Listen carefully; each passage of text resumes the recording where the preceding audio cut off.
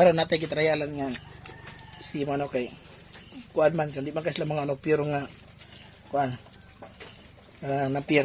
So atong gibuhat, atong gi na pier gihaluan na to og pollard, then na pier basa to gamay butangan tong molasses og asin.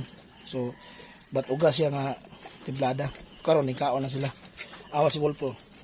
Ito bang ni Wolpo dai. Kaon na siya. Di gina mo kaon kanina.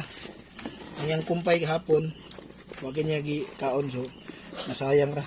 Karon mo na resulta. Kaon na siya so.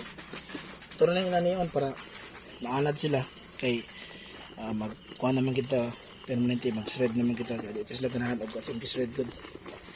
So pani silang doon. So ito lang pre yan kay sayang na sa difference mag-iwang noon.